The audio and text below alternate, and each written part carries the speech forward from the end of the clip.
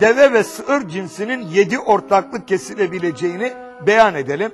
1 ortak olabilir, 3 ortak olabilir, 2 olabilir, 4 olabilir, 5 olabilir. 7'den fazla olmaz. Hangi kusurlar hayvanın kurban edilmesine manidir? Sağlıklı organları tam ve besili olması gerekir. Aşırı derecede zayıf, dıştan anlaşılabilecek şekilde hasta, 1 veya 2 gözü kör, kulakları ve boynuzları kökünden kesilmiş, dili kesik, dişlerinin tamamı veya çoğu dökülmüş, kuyruğu veya memesi kesik hayvanlar kurban edilmezler. Aldıktan sonra kusurlanan hayvanın kurban edilip edilmeyeceği İslam bilginleri arasında ihtilaflıdır. Ama gücümüz yetmiyorsa onunla aldığımız hayvanla yetinebiliriz. Peygamberimiz Ebu Bureyde isimli sahabeye şöyle buyurur: sevmediğin hayvanı kurban etme ama başkasına yasak etmeye de kalkma. Kesilen hayvanın neleri yenmez?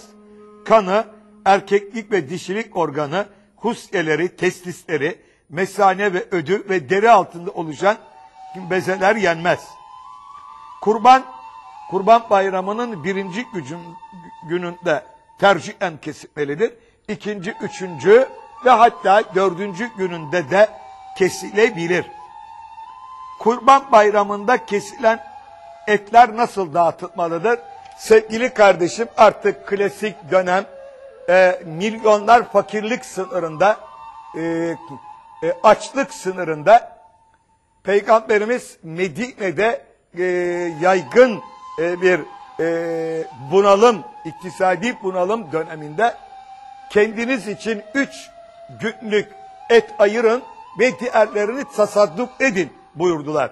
Artık bir kısmı komşulara zengin de olsa, bir kısmı fakirlere, bir kısmı kendimize değil, 3 günlük kendimize ayırmalı, diğerini ne yapmalı?